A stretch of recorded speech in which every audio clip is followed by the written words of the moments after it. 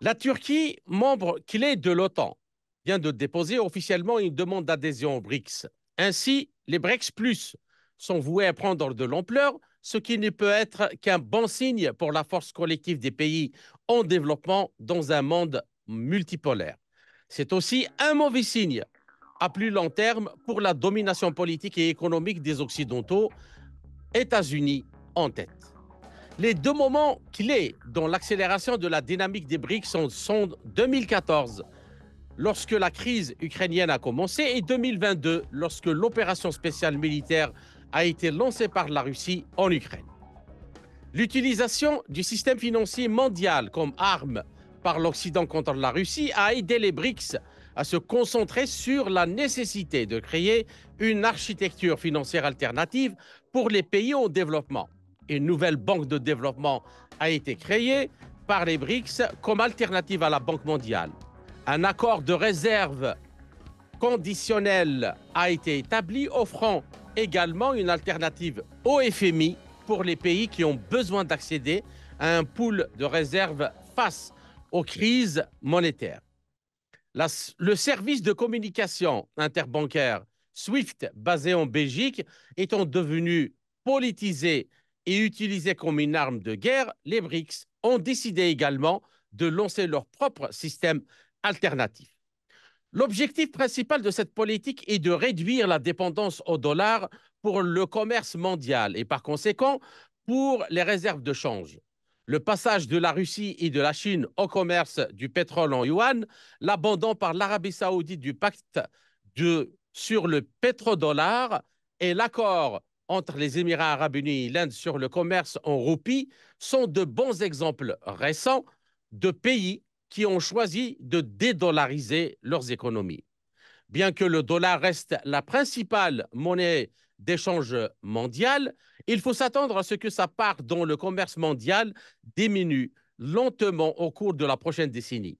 Cela posera des risques systémiques à long terme pour la capacité des États-Unis à assurer le service de leur énorme dette fédérale et même globale, car le coût de l'emprunt augmente inexorablement. Les BRICS prennent de l'ampleur à mesure que les avantages potentiels de l'adhésion deviennent plus évidents aux yeux des pays en développement, et la décision audacieuse de la Turquie de demander son adhésion en est un signe. Tout observateur sérieux des questions internationales peut aisément constater le mécontentement croissant des pays en développement face à la domination occidentale du système financier et monétaire international. L'exemple le plus frappant est le Fonds monétaire international que les Africains surnomment à juste titre le Fonds de la misère internationale. Aujourd'hui, 59,1% des actions avec droit de vote du fonds sont détenues par des pays représentant 13,7% de la population mondiale et 57,7% de la distribution exceptionnelle de droits de tirage spéciaux pendant la pandémie de Covid-19 a été réservée aux pays les plus riches du monde. Les pays en développement ne se contentent pas de constater que les institutions financières occidentales ne représentent pas leurs intérêts. Ils sont également devenus de plus en plus politisés. Ainsi, sous la pression des États-Unis, le FMI a modifié en 2015 ses règles de remboursement de la dette pour permettre à l'Ukraine d'éviter le défaut de paiement, même si elle refusait à l'époque de rembourser ses dettes envers la Russie en contrepartie de la vente de gaz. Si les conditions posées par le FMI à ces programmes sont rigides, les règles peuvent être modifiées, évidemment, rapidement, si l'impératif politique de Washington l'exige. Ainsi, en dépit de son appartenance à l'OTAN, la Turquie a-t-elle pris la bonne décision en déposant sa demande officielle d'adhésion aux BRICS? Comment pourrait-elle gérer cette situation contradictoire? L'évolution économique déclinante de l'Occident face à la montée des BRICS Plus a-t-elle fait précipiter le choix turc à l'approche du sommet des chefs d'État de ce forum en octobre à Kazan, en Russie? L'adhésion de la Turquie, qui est un poids de plus en plus important en Afrique, sera-t-elle une plus-value pour les pays africains? Alors, pour discuter de toutes ces questions, j'ai l'honneur et le plaisir de recevoir depuis Paris le général Dominique de Lavarde, ancien chef situation renseignement guerre électronique à l'état-major interarmée de planification opérationnelle de l'armée française à la retraite. Mon général, bonjour et merci d'avoir accepté de nous accorder cet entretien. Bonjour à vous et à vos auditeurs. Alors, général de Lavarde, le G7 était le groupement prééminent des nations les plus riches du monde avant que les BRICS ne trouvent leur place dans ce monde. Après le déclenchement de la guerre en Ukraine, les pays du G7 ont coordonné plus de 20 000 sanctions économiques contre la Russie. Aucun plan actuellement n'est en place pour alléger les sanctions lorsque l'inévitable cessez-le-feu en Ukraine sera enclenché et qu'un processus de paix sera lancé. Le G7 a gelé 300 milliards de dollars de réserves de change russes et l'a plus récemment créé un véhicule de financement dans lequel les revenus de ces actifs russes détenus en Europe sont utilisés pour financer les livraisons d'armes à l'Ukraine. Des organismes comme le FMI, SWIFT, Euroclear ont été résolument soumis aux intérêts politiques du G7. Donc, au vu de tous ces faits, la Turquie prend-elle des risques en voulant adhérer au BRICS plus? Comment analysez-vous cette situation? Alors d'abord, ce que je voudrais dire, sans vouloir refroidir les ardeurs de la Turquie et de ceux de la multipolarité, hein, c'est que il y a bien une demande de candidature pour l'adhésion au BRICS, mais pour l'instant, cette adhésion n'est pas encore validée par les BRICS. Vous savez que Absolument. qu'une telle adhésion se valide par consensus. Et il n'est pas évident du tout que cette adhésion soit validée au sommet de Kazan. D'accord. Alors, j'en veux pour preuve d'ailleurs, quand on dépose sa candidature à une grande organisation, on peut parfois attendre fort longtemps avant de voir cette candidature validée. Je Mhm. rappelle que la Turquie a posé sa candidature pour adhérer à l'Union européenne, la première candidature en 1963, et que 61 ans plus tard, cette candidature n'est toujours pas honorée. Hein. Oui, Bon, ça c'est un premier point qu'il fallait donner. Alors absolument. pourquoi je dis que cette candidature n'est pas encore validée, contrairement à ce que pensent tout un tas de gens?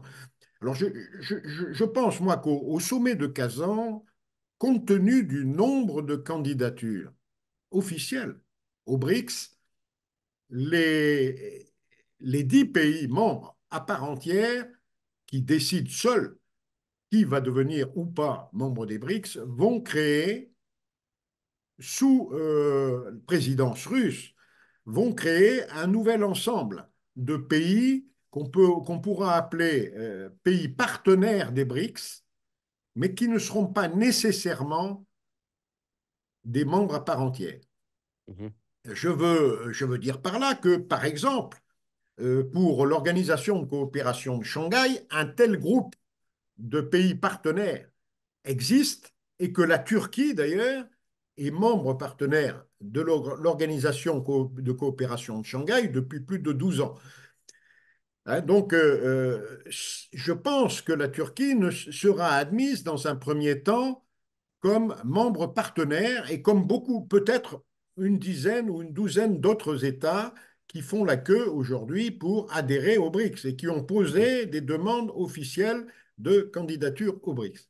D'accord. Alors Et d'ailleurs, je pourquoi? rappelle que même le ministre des Affaires étrangères russe, Sergei Lavrov, a dit qu'il n'était pas sûr qu'il y aura un élargissement durant le sommet de Kazan. Et que parce que les pays des BRICS, justement, BRICS et BRICS Plus, veulent un peu temporiser pour que ça soit une intégration beaucoup plus structurée.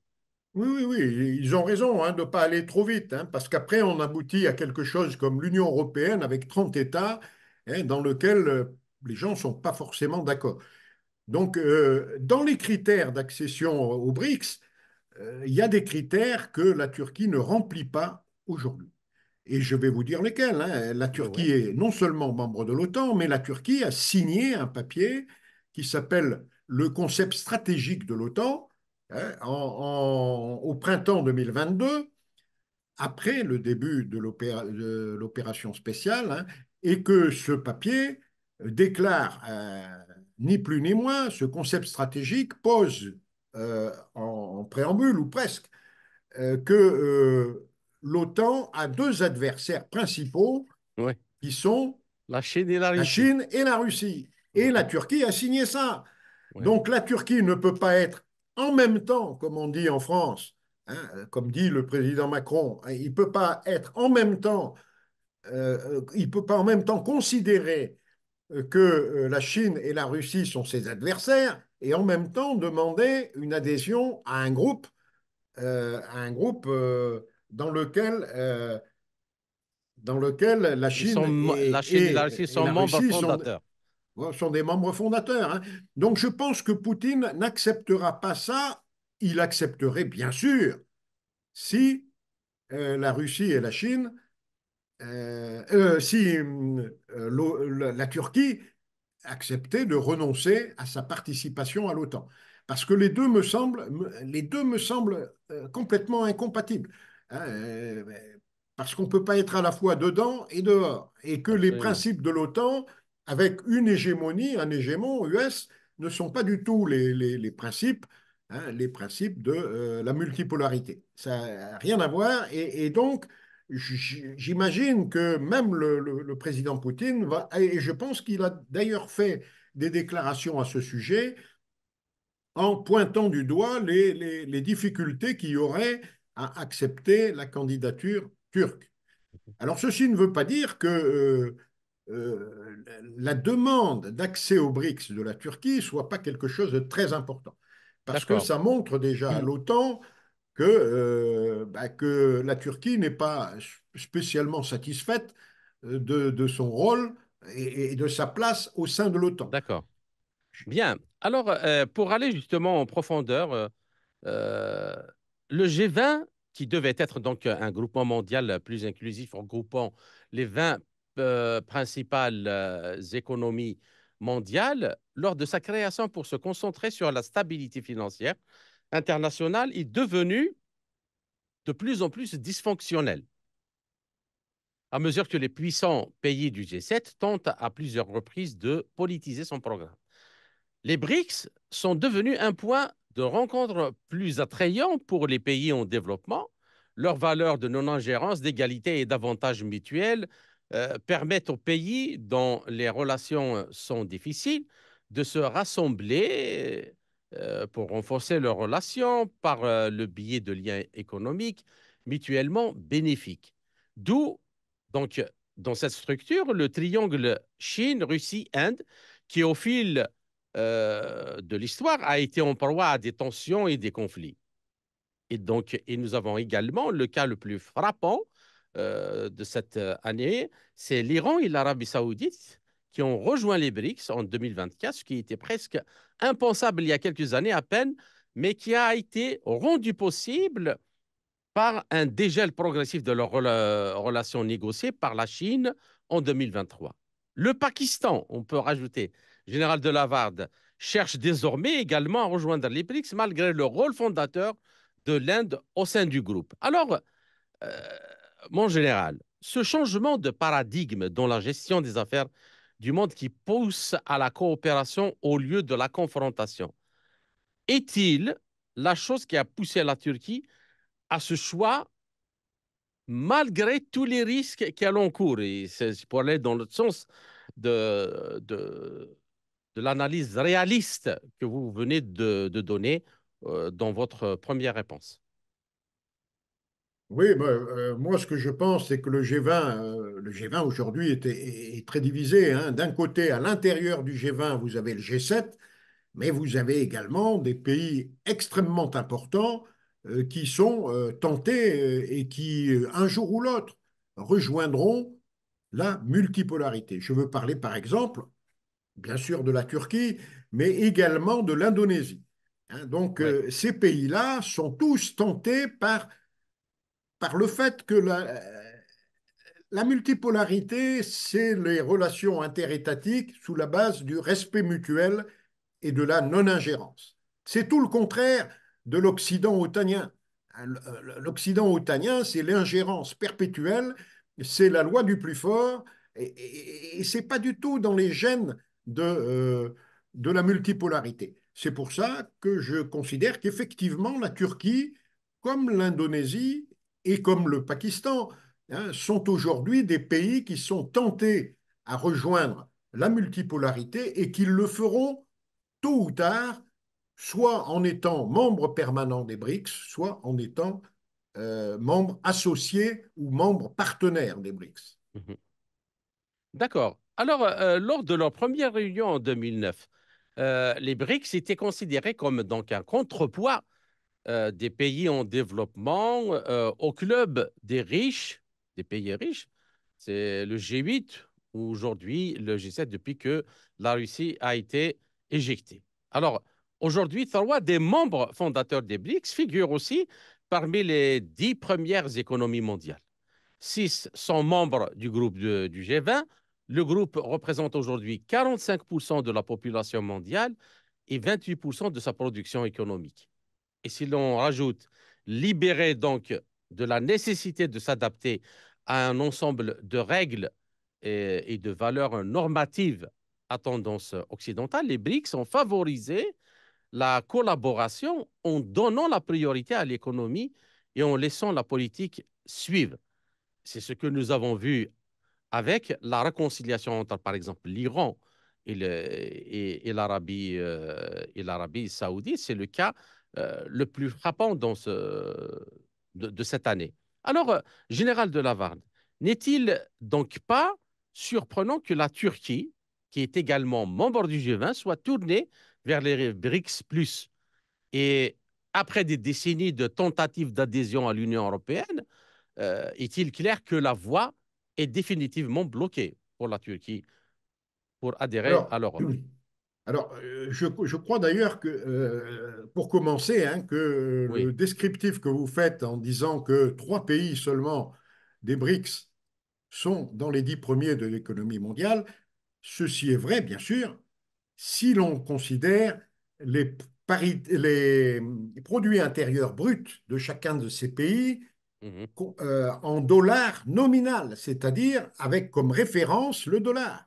Oui. Mais si l'on prend en référence le dollar en parité de pouvoir d'achat, la situation est bien différente, hein. C'est-à-dire que vous avez beaucoup plus de 3 pays dans les 10 premiers des Absolument. BRICS. Beaucoup plus de 3 pays des BRICS sont dans les 10 premiers.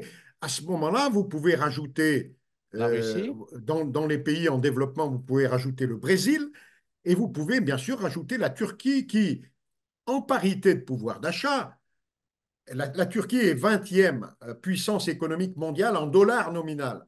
Mais en Mhm. parité de pouvoir d'achat, la Turquie aura rattrapé la France et la Grande-Bretagne en 2027, d'après le FMI. Ce n'est pas moi qui le dis, c'est le Mhm. FMI qui le dit. Oui. C'est-à-dire que au niveau mondial, en parité de pouvoir d'achat, les BRICS ont dépassé depuis longtemps le G7 et l'ensemble des pays de l'OTAN Je cumulés. rappelle que justement, à nos auditeurs, que cette grandeur de parité de pouvoir d'achat, elle a été inventée justement pour corriger les erreurs que le PIB introduit dans l'estimation d'une économie.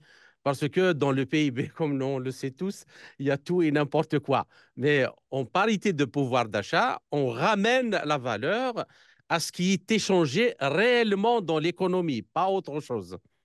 Oui, oui, c'est exact, hein, c'est ça qu'il faut considérer, hein, notamment quand on calcule les budgets de défense, etc. Ce qu'il faut savoir, par exemple, c'est que le facteur multiplicateur du PIB est de 4 pour obtenir la PIB en pouvoir d'achat pour la Russie. Il est de 3, un peu plus de 3 pour la Turquie. Mhm. Hein, donc c'est bien ça qu'il faut prendre en compte. Et aujourd'hui, donc la Turquie et les BRICS au niveau mondial, en parité de pouvoir d'achat, sont de loin, déjà à 10. Mhm. Ils ont Absolument. 37% à 10, Ouais. 37% de l'économie mondiale en parité de pouvoir d'achat. Et Le- demain, après le sommet de Kazan, si on agrège les PIB des pays qui seront soit membres à part entière, soit euh, soit membre partenaire, ça va être une différence colossale en faveur de la multipolarité.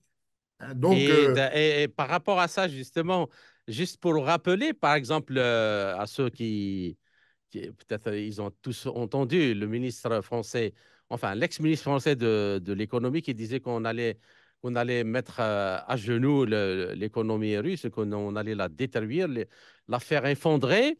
Alors, en parité de pouvoir d'achat, justement, et merci Général de Lavarde d'avoir ramené le débat dans ces bons termes pour qu'on puisse voir la réalité, en parité de pouvoir d'achat, la Russie est la première économie européenne devant oui, l'Allemagne, et la quatrième du monde, et la la quatrième quatrième du du monde, monde, hein, la devant quatrième du l'Allemagne, monde. oui, bien sûr, bien sûr. Et elle le sera toujours plus d'ailleurs, parce que son économie va bien, alors que toutes les économies de l'Occident otanien sont à l'arrêt ou en récession pour certaines. Hein.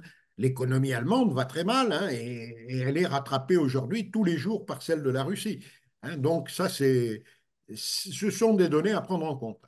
Donc, bon, la Turquie aujourd'hui est un pays qui est non seulement plus grand que la France, plus peuplé que la France, mais qui en parité de pouvoir d'achat, selon le FMI, pas selon moi, hein, sera au niveau de la France en PIB, parité de pouvoir d'achat, sera au niveau de la France en 2026.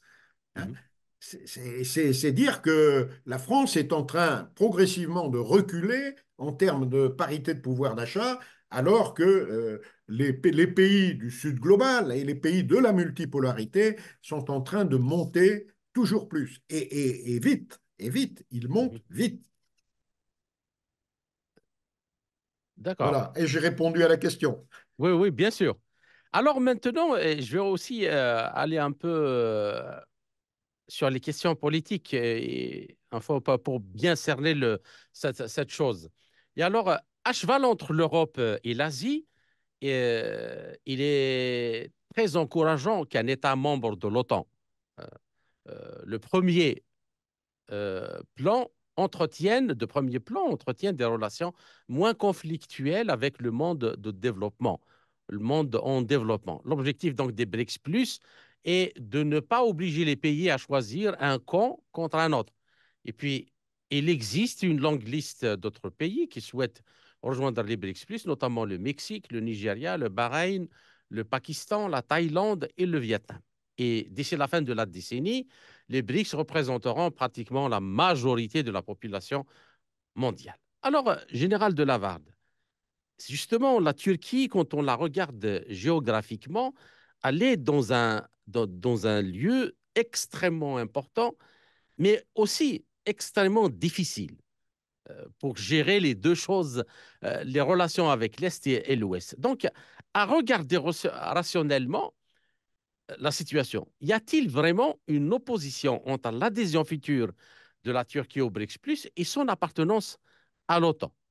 In fine, les États-Unis, l'Union européenne, le Royaume-Uni, actuellement en crise grave, leur influence sur les pays en développement et leur domination du système financier mondial ne semble-t-elle pas vouée à diminuer à mesure que les BRICS Plus forgent un monde plus multipolaire à long terme? Est-ce que ce n'est pas ça que les dirigeants turcs sont en train de prendre en considération et de voir le futur? Oui, bon, les dirigeants turcs sont bien entendu en train de voir, hein, que l'OTAN décline, hein, et que la portion économique de l'OTAN dans le monde de demain se réduit comme peau de chagrin, et la Russie prend conscience d'abord de sa situation géographique qui est à la fois, comme vous l'avez dit, difficile, mais aussi excellente, hein, et pour faire un pont entre le sud et le nord et entre l'est et l'ouest. Absolument. Si la Russie, si Erdogan La réussit, Turquie. oui, si la Turquie réussit à se placer dans cette situation, c'est idéal pour elle. Hein. Elle ne tirera que des bénéfices de cette situation centrale, hein, de pont entre l'Est et l'Ouest et de pont entre le Sud et le Nord. Hein. Tous les échanges commerciaux pourront transiter d'une manière ou d'une autre par la Turquie. Aujourd'hui, d'ailleurs, la Turquie qui n'applique pas trop ou qui n'applique pas du tout, d'ailleurs, les sanctions contre la Russie, enfin, en tout cas, pas toutes.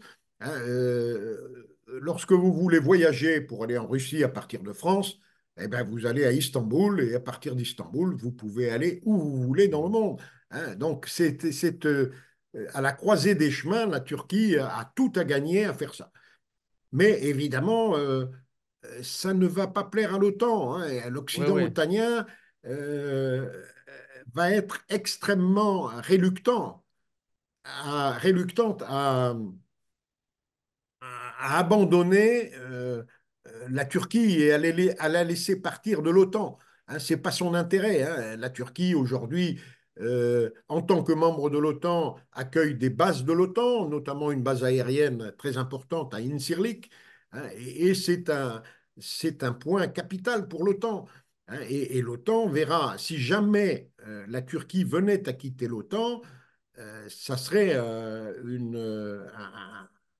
tsunami à l'intérieur de l'OTAN.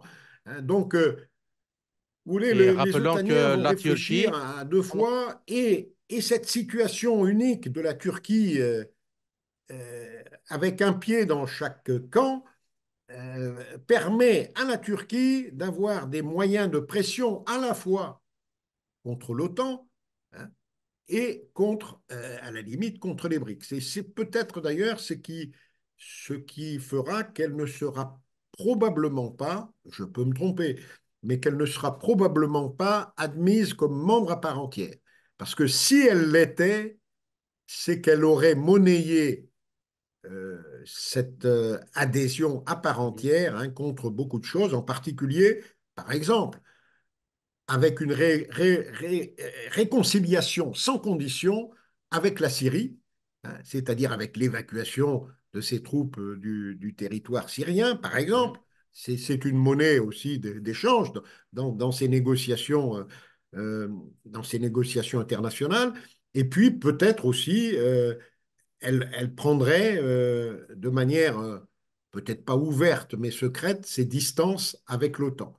Elle aurait pris l'engagement de prendre ses distances avec Et l'OTAN. d'ailleurs, d'ailleurs, de ce point de vue, mon général, comment analysez-vous cette seconde vague de livraison de systèmes antiaériens euh, S-400 à la Turquie? Oui, ben c'est toujours, toujours pareil. Ça doit faire l'objet de négociations très importantes. Hein. Par exemple, cette livraison de S-400 hein, montre que Russie et Turquie s'entendent beaucoup mieux que les Otaniens le croient. Hein. Mhm. Et les Otaniens ont été à un moment donné obligés de négocier avec la Turquie pour obtenir son feu vert pour l'adhésion de la Suède et de la Finlande à l'OTAN. Les Américains ont admis de livrer les F-16 qu'ils devaient livrer à la Turquie, hein, alors qu'ils avaient mis une espèce d'embargo dessus hein, pour punir la Turquie de ne pas être, d'abord d'avoir acheté des systèmes antiaériens russes, hein, mais je crois que la Turquie a raison de le faire. Hein, et je pense que demain, elle achètera non seulement les systèmes antiaériens, mais les systèmes aériens, parce que détenir des moyens aériens occidentaux, c'est se mettre en état de dépendance vis-à-vis de l'Occident, parce que Mhm. c'est l'Occident qui aura les pièces détachées et qui aura tout le matériel de maintenance pour ces avions, et que si jamais la Turquie passait dans le camp adverse, il va de soi que l'Occident imposerait tout de suite un embargo sur la livraison à la Turquie des pièces de rechange pour les avions F-16 qu'elle lui aurait livrés ou de tous les matériels de maintenance nécessaires à la survie de ces avions. Et ça, en plus de tous les instruments de pression, y compris financiers et monétaires, que l'Occident pourrait mettre en œuvre. Je me demande, moi, s'ils ont eu le culot, passez-moi l'expression, de faire ce genre de sanctions à l'égard de la Russie, qui est une puissance nucléaire, qu'est-ce qui pourrait les empêcher de le faire à l'égard de la Turquie? Oui, mais ils l'ont déjà fait plus ou moins, hein. Ils ont déjà exercé des pressions économiques colossales contre la livre turque, hein. Donc, mais justement, c'est aussi ce qui permet à la Turquie de prendre sa décision de rejoindre les BRICS. Parce Mhm. qu'en rejoignant les BRICS, elle rentre dans une autre structure, à la fois géopolitique mais géoéconomique, qui lui permettra d'échapper plus ou moins à ces sanctions. Et plus elle se rapproche des BRICS, plus la Turquie pourra échapper à ces sanctions, comme l'ont fait, par exemple, avant elle, l'Iran et la Russie. D'accord. Alors, la majorité mondiale peut tirer plusieurs conclusions de la crise ukrainienne. La première est qu'il existe une puissance, en l'occurrence la Russie, qui défie ouvertement et sans réserve l'Occident, et l'Occident ne peut rien y faire, quels que soient ses efforts. Cela permet au monde non occidental d'agir de plus en plus indépendamment. Le deuxième point, les États du Nord tentent de régler leurs relations entre eux sans se soucier des conséquences que cela pourrait avoir sur le Sud. Et la troisième est que la politique de distanciation générale, tout en simplifiant sur des questions, s'impliquant sur des questions spécifiques, peut être très bénéfique et il suffit de l'utiliser habilement. Et enfin, les pays peuvent et doivent développer des relations fructueuses entre eux sans les grandes puissances. Donc, ces dernières insistent sur leur caractère indispensable, mais ne parvenant pas à résoudre les problèmes des pays et des régions, et elles les enfoncent davantage dans une impasse. Alors, général de Laval,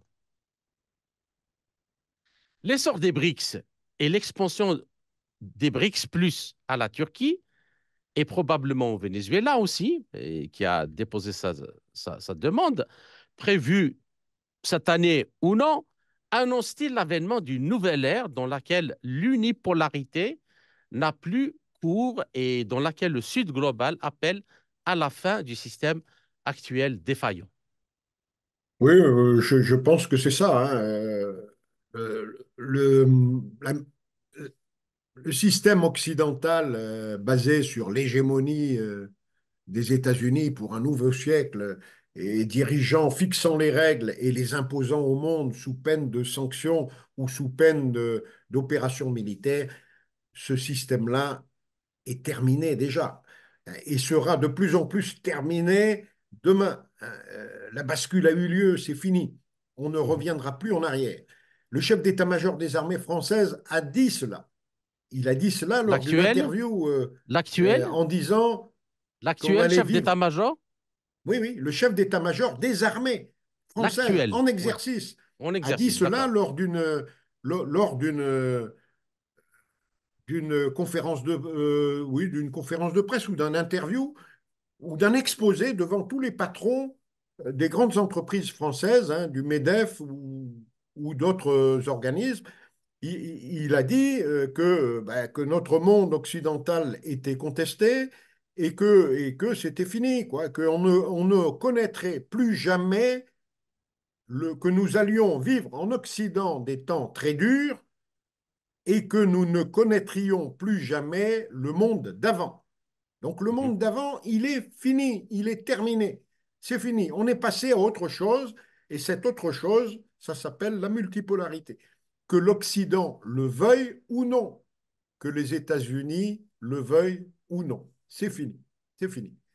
Et donc, la situation a évolué, hein. Nous sommes aujourd'hui entrés, déjà, pas demain, nous sommes entrés dans un monde nouveau qui s'organise peu à peu, qui s'organisera toujours plus dans les années à venir, hein, qui va se renforcer et qui ne sera plus du tout ce monde du G7 qui est passé. Le G7 est un organisme du passé, hein, qui se dissoudra de lui-même, hein, dans les années à venir, hein. Et l'OTAN aussi est un organisme du passé, hein, de la guerre froide des années 45 à 90, mais c'est fini. C'est fini, hein. L'OTAN n'a plus ni la puissance militaire et surtout n'a plus la puissance économique qui lui permet de...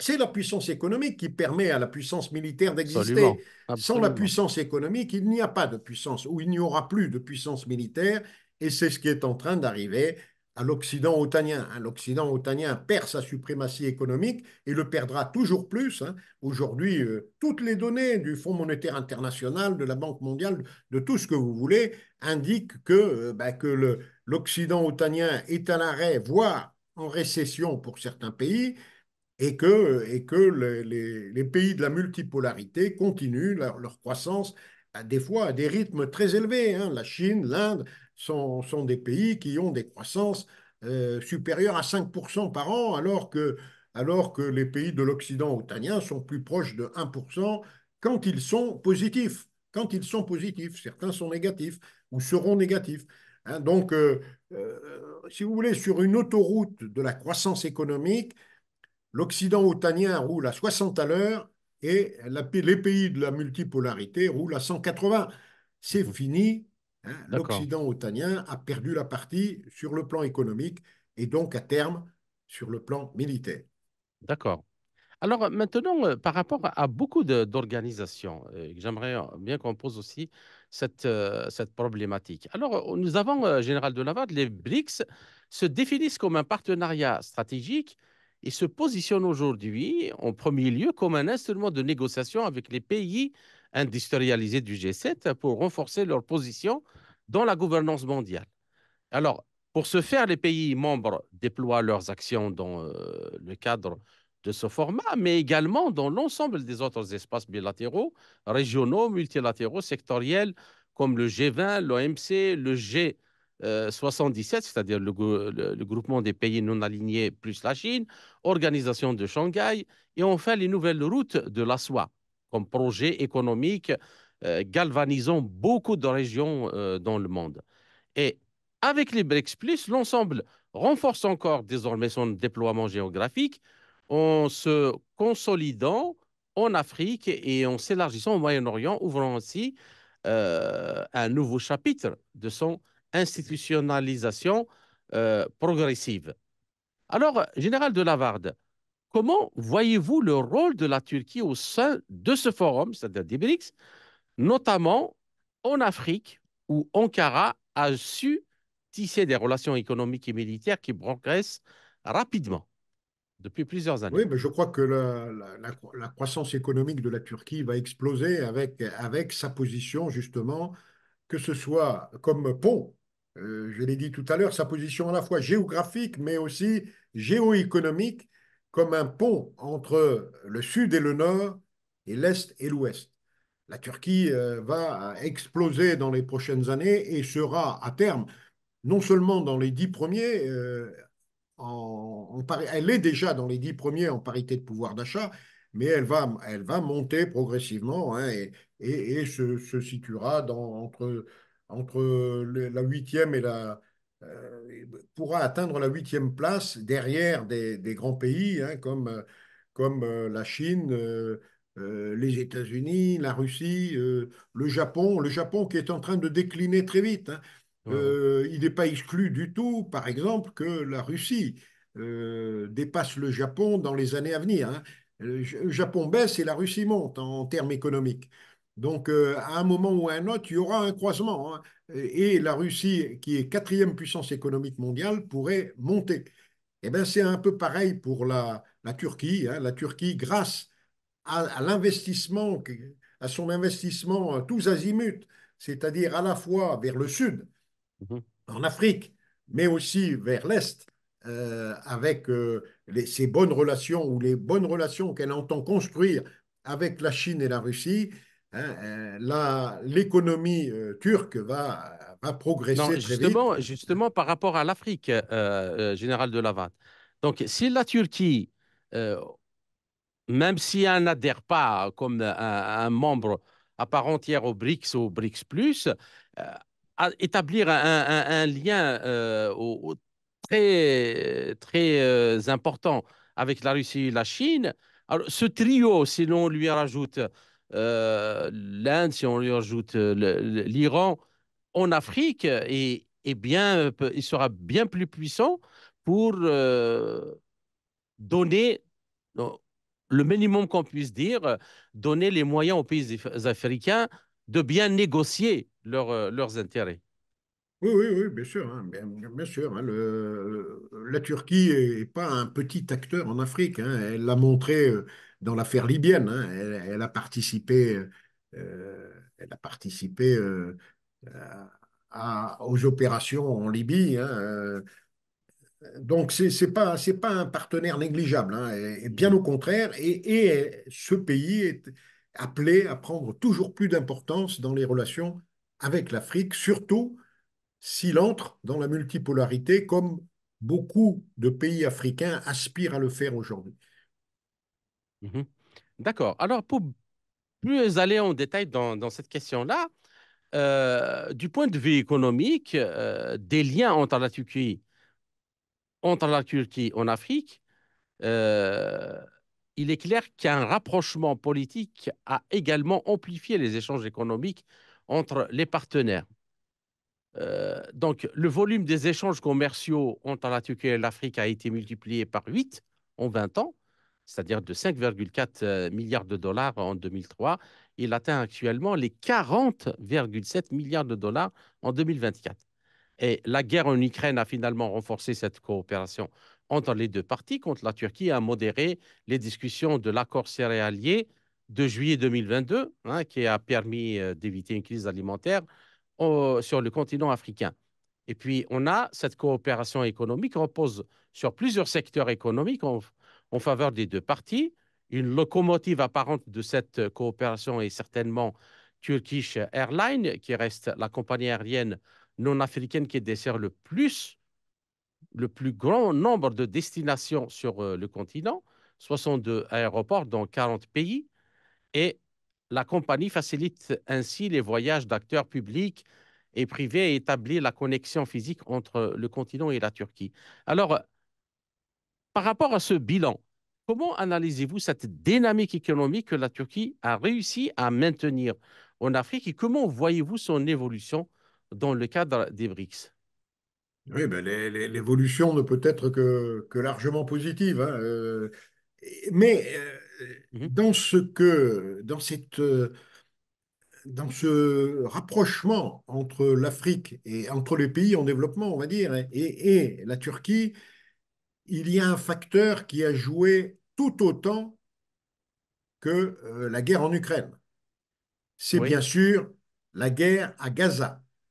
Le absolument. massacre qui se passe sous nos yeux à Gaza a contribué à faire réfléchir la Turquie, qui n'avait pas forcément de totales mauvaises relations avec Israël. Et la Turquie a rejoint la majorité planétaire, hein, qui se prononce contre le massacre des Palestiniens à Gaza. Et ça, c'est un point qui est énorme aujourd'hui, hein. Le monde entier et le Sud global qui se joint aujourd'hui à la Turquie s'est rendu compte du deux poids, deux mesures qui étaient appliquées vis-à-vis de la Russie en Ukraine, par exemple, Oui. et des bombardements israéliens à Gaza, hein. Mhm. À Gaza, on peut massacrer, tuer sans aucun problème, hein, et la vie des Palestiniens ne vaut pas du tout la vie d'un Israélien, hein. Le monde entier pleure pour 4 ou 5 Israéliens tués. En revanche, pour 41 000 aujourd'hui et plus euh, Palestiniens tués, ça n'émeut personne dans le monde de l'Occident otanien. Donc ça, le monde entier Mhm. a rejeté ça et ça a contribué énormément à unir cette espèce de révolte des peuples du Sud global contre l'Occident otanien. Et ça a renforcé, bien sûr, la liaison entre la Turquie et l'Afrique, hein. Ça a contribué énormément, hein. Les Mhm. pays, les pays de, les pays d'Afrique du Nord, par exemple, hein, qui entretiennent avec la Turquie, qui ont en commun au moins une religion et qui voient les tenants de cette religion massacrés en, en Palestine ou à Gaza, il est certain que c'est un facteur d'unité supplémentaire entre la Turquie et l'Afrique, et en tout cas l'Afrique du Nord, hein, et l'Afrique, la partie en tout cas musulmane de l'Afrique. Donc, ça aussi, pour juste c'est-à-dire, ce que vous venez de dire est extrêmement important parce que non seulement de point de vue moral, mais moi, quand j'essaie de me mettre un peu à la place des pays africains, quand ils voient ce qui se passe actuellement à Gaza, qu'est-ce qu'il leur dit après ce qui s'est passé en Irak, en Syrie, en Libye, en Afghanistan, en ex-Yougoslavie et je ne sais combien de pays autres aussi, où l'OTAN, sous le commandement américain, a fait des dégâts. C'est-à-dire qu'en regardant ça, il est tout à fait légitime qu'ils se posent la question, si nous restons sous leur domination, qu'est-ce qui peut nous garantir que nous ne subirons pas un jour le même sort qu'eux? Exactement, exactement. Ce que vous dites est très vrai. C'est comme ça que les gens raisonnent aujourd'hui, hein. Ils en ont un peu, je le dis sur d'autres chaînes, hein, ils en ont ras-le-bol de la tyrannie de l'Occident otanien, hein, tyrannie économique et tyrannie géopolitique et tyrannie militaire. Hein. On ne peut pas faire un pas de travers par rapport aux règles imposées par l'OTAN. Hein, c'est eux qui imposent leurs règles, c'est pas la législation internationale, ils s'assoient dessus. Hein. Et ce sont les règles imposées par l'hégémon US qui s'appliquent et ceux qui ne les respectent pas sont balayés.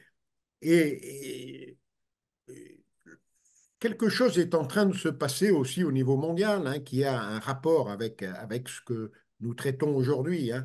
C'est l'importance du vote des musulmans dans le monde. Mhm. Ce vote musulman, on l'a très nettement perçu en France lors des dernières élections législatives. Hein. Ce vote musulman a été bien sûr contre M. Macron, mais il s'est dirigé vers le seul parti qui défendait les Palestiniens et l'affaire palestinienne. Oui, Et ce vote musulman aura aussi une importance déterminante dans les prochaines élections aux États-Unis. d'accord. Que les candidats fassent bien attention parce qu'il y a plus aux États-Unis, bien sûr, la puissance financière est du côté des partisans des lobbies pro-Israël, mais le nombre de votes, si les musulmans se mettent à voter aux États-Unis, est infiniment supérieur pour les musulmans et en tout cas peuvent, dans certains États, faire basculer la majorité de tel candidat à tel autre, en Mhm. fonction des prises de position des uns et des autres. Ouais. Donc moi, ce que je constate, hein, c'est que ce vote musulman devient de plus en plus prépondérant. Alors en Russie, ce n'est pas un problème parce que les musulmans sont intégrés correctement, hein, et ne font pas l'objet d'une ostracisation, mais dans l'Occident otanien, euh, les musulmans sont parfois montrés du doigt, hein, et en particulier bon, les Palestiniens, les Irakiens à l'époque de l'Irak, les Libyens à l'époque de Kadhafi, en tout cas les dirigeants musulmans ne sont pas forcément en odeur de sainteté dans l'Occident otanien. Même D'accord. Erdogan, d'ailleurs, a fait l'objet de tentatives de coup d'État ou de révolution colorée. Hein. Puisqu'on Mhm. parle de la Turquie aujourd'hui, on voit bien que Erdogan, ce n'est pas le candidat favori des Occidentaux. Hein. Ils aimeraient avoir un homme à eux, hein, pour diriger la Turquie qui soit beaucoup plus docile et beaucoup plus gentil. Bon, Ouais. Erdogan, ça n'est pas ça.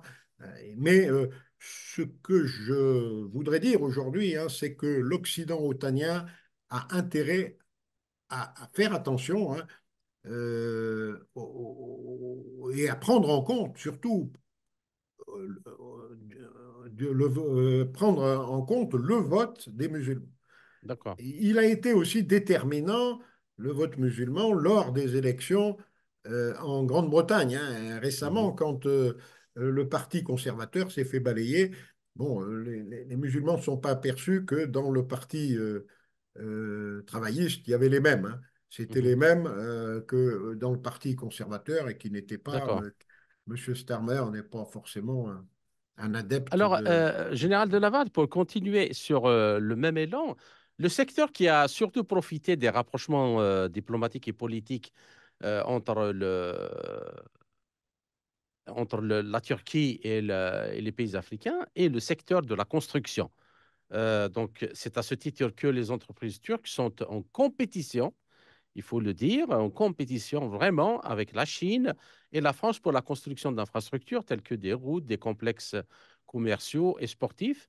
Et selon les derniers chiffres, il est estimé qu'il s'agit de 1835 projets d'infrastructures pour une valeur d'environ 85 milliards de dollars que la Turquie a réalisé en Afrique. Et les activités économiques sur le continent africain représentent une part importante des activités internationales pour les entreprises turques de construction. Il est estimé qu'elles ont encaissé plus de 10 milliards de dollars grâce à 223 projets menés en Afrique subsaharienne depuis les années 90. Néanmoins, ces échanges économiques restent à nuancer. Ils sont assez inégalement répartis sur le continent. Certaines régions comme l'Éthiopie et l'Afrique du Nord pèsent davantage dans le bilan économique de la politique africaine de la Turquie. Alors, de ce point de vue, dans le cadre des BRICS, qui donc intègre le projet des nouvelles routes de la soie chinois, les Africains auront-ils plus de possibilités d'étendre leur coopération avec la Turquie? Oui, enfin, bien sûr, mais euh, surtout enfin, la Turquie va bénéficier dans cette affaire de ce rejet de partenaires traditionnels de l'Afrique, hein, de ce rejet, par exemple, du rejet de la France hein, par beaucoup de pays africains hein, et donc des entreprises françaises. Hein. Donc les entreprises françaises vont laisser le champ libre à des entreprises turques. Hein, mais pas que les entreprises françaises. Il en va de même pour les États-Unis, qui avaient commencé eux aussi à s'implanter petit à petit et à prendre des parts de marché en Afrique.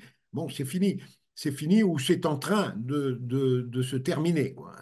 Mhm. Donc, ce départ et le fait que l'Occident otanien, les pays membres de cet Occident otanien soient peu à peu poussés hors d'Afrique parce que jugés pas euh, de moins en moins fréquentable hein, et de moins en moins défendant les intérêts des Africains, les Africains préféreront demain se tourner toujours plus vers des pays comme la Turquie plutôt que vers des pays comme la France hein, ou comme l'Allemagne ou la Belgique ou je ne sais quoi. Donc c'est certain que les parts de marché de la Turquie vont s'étendre en Afrique toujours plus hein, pour cette raison. D'accord. Alors, alors que le rôle de la Russie et de la Chine en tant qu'alliance alternative en Afrique est souvent médiatisé, la politique de la Turquie en Afrique reste quand même discrète. Alors, membre observateur de l'Union africaine depuis 2005, le président Erdogan réalise chaque année une tournée africaine de 3 ou 4 États avec ses ministres et des hommes d'affaires. Et concrètement, la Turquie possédait 15 ambassades en Afrique jusqu'en 1994, dont celle en Somalie avait été fermée en raison de la guerre civile, ainsi que celle au Ghana et en Tanzanie pour des raisons d'austérité budgétaire. Et alors que le pays avait donc 12 ambassades jusqu'en 2008, aujourd'hui, elle en possède 44. Donc, pratiquement tout le territoire africain est couvert. Et à côté de ces atouts diplomatiques apportés par ce rapprochement politique, il y a un niveau militaire et géostratégique de cette stratégie africaine de la Turquie qui intensifie sa présence sur le continent. Il y a d'abord la coopération militaire déterminée par les intérêts géostratégiques comme en Libye, où la Turquie cherche à maintenir la stabilité pour affirmer ses revendications en matière de gisement gazier en Méditerranée orientale. En plus, pour la Turquie qui a l'ambition de s'affirmer sur le marché mondial des ventes d'armes, notamment par ses drones qui se sont imposées lors des guerres au Karabakh, en Ukraine, en Libye et en Syrie. Et puis le continent africain se présente comme une opportunité pour exporter son savoir-faire militaire. Alors, de ce point de vue, général de Lavarde, la Turquie, une fois devenue membre des BRICS, est-elle carrément en passe de devenir un pilier incontournable de la multipolarité en Afrique? Oui, moi je pense que la Turquie, vous avez cité les chiffres, hein, en particulier le chiffre très impressionnant du nombre d'ambassades, hein, Mhm. passé De 8 à 44. de 18 à 44, hein, c'est quelque chose de 8, hein. De 8 à 12, de 44, 12, c'est quelque de chose 12 à de phénoménal, hein, 44. sachant qu'il n'y a que 53 ou 54 pays 54 indépendants en pays. Afrique. Ça veut dire que la Russie, la Turquie est à peu près partout en Afrique, alors que elle ouvre des ambassades alors même que la France, elle, les ferme, ces ambassades. Elle Mhm. les ferme pour diverses raisons. D'abord parce elle est de plus en plus persona non grata en Afrique, hein. C'est-à-dire que elle est un peu rejetée par les pays africains et puis elle les ferme et elle les fermera toujours plus pour des raisons économiques, hein. Parce que la France, qui avait le deuxième réseau diplomatique mondial à une certaine époque, aujourd'hui ne peut plus se payer ce luxe, hein. Elle est en déficit dans des proportions énormes. Et donc, alors que la Turquie, elle, au fur et à mesure de l'avancée de son économie, va toujours avoir plus de moyens pour développer ses ambassades. Donc elle va devenir, oui, un pilier incontournable, hein. Et on l'a dit déjà, hein, ce sera un pont entre le sud et le nord. Et beaucoup de choses passeront par la Turquie. Beaucoup de choses passeront par la Turquie. Mhm. Elle est idéalement placée sur le plan géographique, sur le plan géopolitique et sur le plan maintenant géoéconomique, surtout avec, avec son adhésion soit comme membre à part entière, soit comme membre partenaire. Ça suffit, son adhésion au BRICS. Voilà, donc c'est, Et notamment c'est- cet aspect-là qu'on ne lui connaissait pas avant, c'est la commercialisation de son savoir-faire militaire. Oui, bien sûr, hein, bien sûr. Mhm. D'accord. Alors, pour finir, Général de Lavarde, comment vous voyez justement la Turquie euh, dans cette question-là de l'adhésion au BRICS par rapport à sa situation géographique et tout? Mais maintenant, j'aimerais vous poser une dernière question sur l'Europe, parce que après le sabotage des gazoducs Nord Stream 1 et 2, c'est le gazoduc Turkish Stream qui prend le relais de ces deux hubs gaziers. Et donc la Turquie, en quelque sorte, se positionne actuellement comme le pays par où transitera le gaz vers l'Europe. Une fois que la guerre est terminée et qu'un minimum de relations serait rétabli. Que pensez-vous de ça?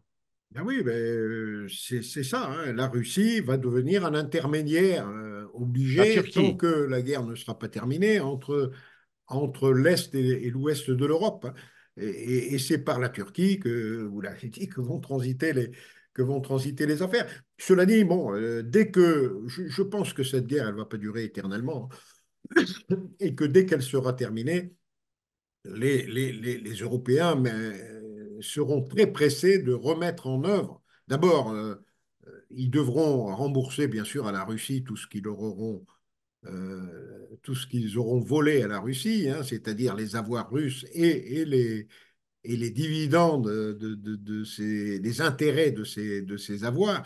Donc je pense que ça sera remboursé, mais que également les Occidentaux n'auront de cesse que de rétablir la liaison par Nord Stream 1 et par Nord Stream 2, hein. Donc Vous ça, pensez c'est... que ces deux liaisons elles seront rétablies? Ah, je pense, oui. D'abord, il y en a une qui n'est pas totalement coupée, apparemment, hein, d'après les déclarations récentes de Vladimir Poutine, hein, qui ne demande qu'à être activée, hein. Il suffit, disait Poutine, d'appuyer sur le bouton. Il a dit ça il y a quelques jours à peine, hein, Je crois que c'est le peut-être gazoduc qui même. passe par l'Ukraine. Non, celui-là. non, mais il a parlé également De de Nord Stream? Nord Stream 2, hein. D'accord, Donc, il y a un des tuyaux de Nord Stream 2. Sur tous les tuyaux qui ont été détruits, il y en a un qui est encore enfin, qui peut être mis en service. Hein, donc, bon, si l'Occident le souhaite, et je pense qu'il le souhaitera très vite, hein, si l'Occident souhaite avoir du gaz à bas prix, eh bien, il rétablira très très vite la connexion avec Nord Stream 2 et d'excellentes relations, hein, avec Vladimir Poutine. Hein. Vladimir Poutine, qui est présenté comme un démon aujourd'hui, tout ça, ça va passer aux oubliettes. Hein. Les politiques changent d'avis comme de chemise et ils changeront très vite d'avis, hein, quand il s'agira d'acheter du gaz à bon marché. Hein. Donc, euh, ceci va arriver dans peut-être l'année prochaine, peut-être au pire l'année d'après, quoi. Mais c'est une affaire qui ne va pas durer éternellement. Hein. La crise d'accord, ukrainienne, pour moi, devrait se terminer avant un an. Euh, il y aura d'accord. déjà les élections américaines qui vont jouer un grand rôle. Il y aura ce qui va se passer d'ici les élections américaines. Il reste encore 2 mois. Hein. Ouais, On pourrait avoir des surprises sur le terrain, hein, au cours de ces 2 mois. Hein, on va voir ce qui va s'y passer. Hein, mais à mon avis, bon, l'Ukraine va pas tenir des années et des années comme ça. Hein.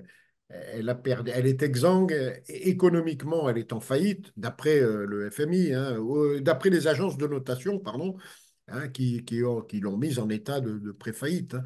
Donc, d'accord. l'Occident va arrêter de mettre de l'argent dans le puits sans fond de l'Ukraine, puisqu'il est en train de tomber dans le travers euh, de la guerre froide. Hein. C'est-à-dire que la Russie a perdu la guerre froide pour des raisons économiques et l'Occident est en train de perdre la guerre chaude d'Ukraine en ce moment pour des raisons économiques aussi. Les mêmes, Hein. Donc, d'accord, voilà. d'accord. Bon, chers auditeurs, notre entretien arrive à sa fin. Général Dominique Delavarde, je vous remercie pour toutes ces analyses et tous ces éclairages. J'espère vous retrouver dans les quelques semaines à venir dans un autre entretien pour traiter d'un autre sujet. Merci encore une fois et à très bientôt.